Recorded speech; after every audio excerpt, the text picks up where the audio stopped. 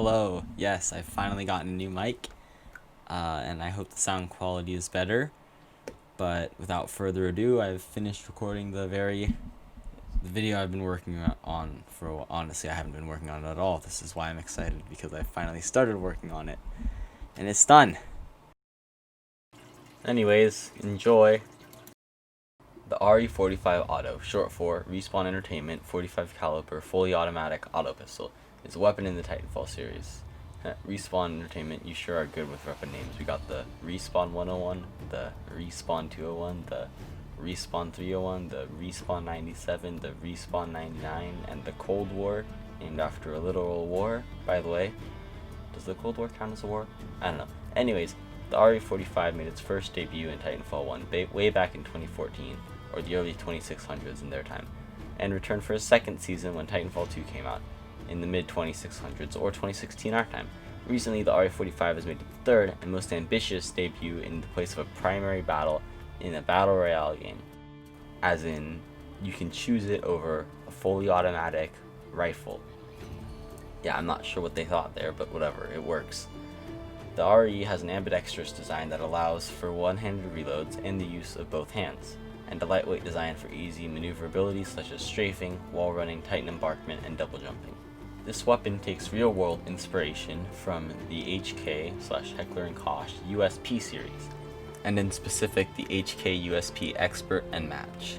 These weapons also chamber a 45 caliber round and are pullback pistols. Now I'm going to stop talking about real guns before my dad hears any more and decides to pull the plug on my channel, though I doubt he watches my videos anyways. So, without further ado, the RE-45 out of Legos.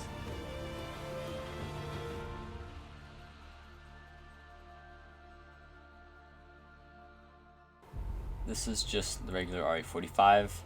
There's no iron sight adapters on it, just bare bones what you get. Now let's get more into detail, and you can see that on the side is a nice little bearing, so that way it doesn't fall out. You can pull back the pullback system. The trigger works indeed. I was actually very proud to make the trigger work. The magazine comes out, which is another fancy thing, so you can do a full complete reload like that. I thought that was very interesting. Or not interesting, but I thought that was a nice thing to add. The iron sights are iron sights, so they're not good or bad, they're just iron sights. And yeah, let's say after you empty a mag like I just did, put in a new one. Pretty cool. Now if we look at the Apex variant from Apex Legends, you'll notice a more defined detail on the guard. The trigger, well, there's really nothing different, honestly. The only real detail that is different is the knob and the guard, which would be used for more sustained firing during longer firefights, as is common in the Apex games. Still has the same pullback action and magazine release system, so nothing new has changed about that. Now if we take a deeper look, we can see the inside of the barrel right above the pullback top. I don't know, I'm not a gun person, I don't really know what the names of the stuff are. But you can see that there's a slide rail, which is where you'd put the cover part right on top of that. And then the trigger is held by a rubber band, so that way it'll go, the trigger works. Next, we can look at the top part, the cover of the barrel, and then the front muzzle, or whatever you would call that.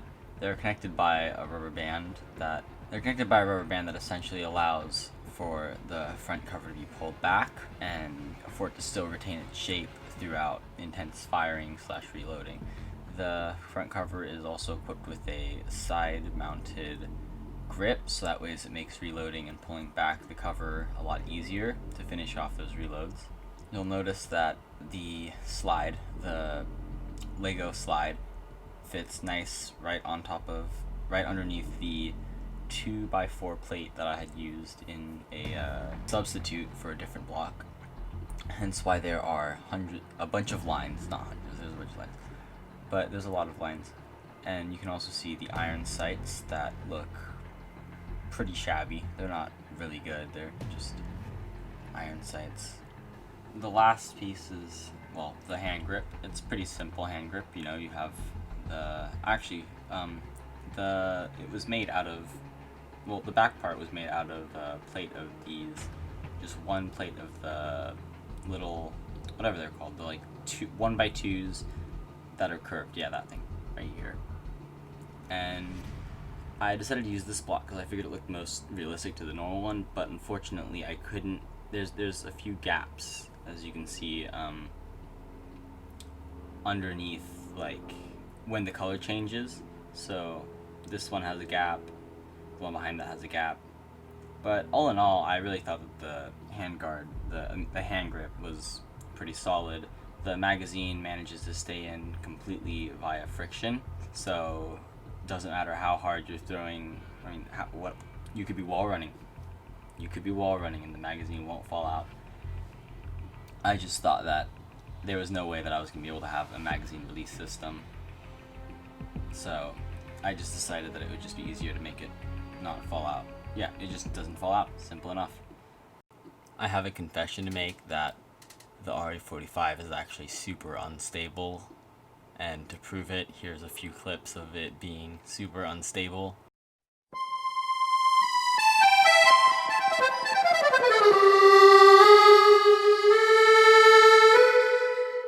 I do hope that you enjoyed this video.